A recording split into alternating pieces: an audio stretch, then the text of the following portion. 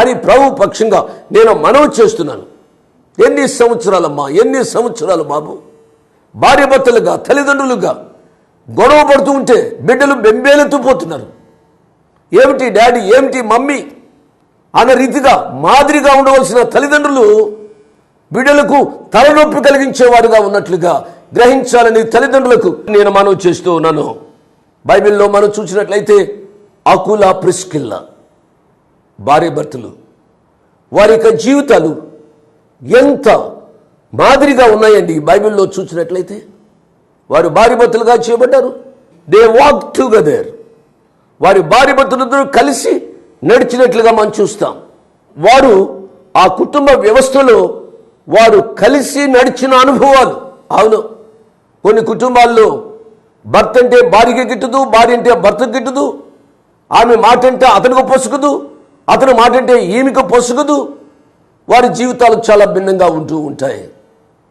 అకుల Priscilla they walk together. వారు కలిసి నడిచినట్లుగా చూస్తాం.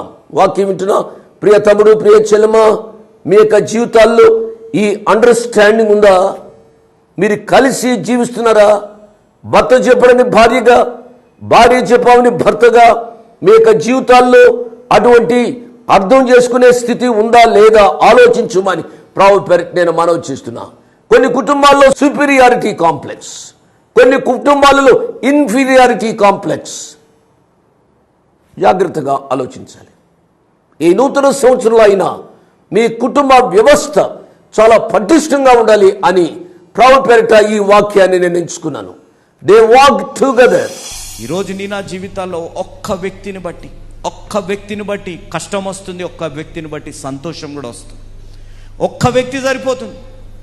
ఆకాన్ అనే వ్యక్తి ఒక్క వ్యక్తిని బట్టి ఆ ఇశ్రాయేలు దేశం ఓడిపోయే పరిస్థితి వచ్చింది, ఆయన చేసిన ఒక్క తప్పును బట్టి. కానీ అబ్రహాం అనే ఒక్క వ్యక్తిని బట్టి దేవుడు ఇంత విస్తారమైన సంతానాన్ని, ఇంత విస్తారమైన జనులని దేవుడు ఈ భూలోకంలో విస్తరించేటట్టుగా చేశారు. ఈరోజు నీ నా జీవితాల్లో ఆలోచించాలి. ఆ ఒక్క వ్యక్తిగా ఈ నూతన సంవత్సరంలో మీ కుటుంబంలో, మీ వైవాహిక జీవితంలో, మీ సంఘంలో దేవుడు మిమ్మల్ని మార్చాలని ఆశ కలిగి ఉన్నారు. ఒక రిస్పాలని లేవనెత్తాలని, ఒక యోనాతాబును దేవుడు లేవనెత్తాలని దేవుడు ఆశ కలిగి ఉన్నారు.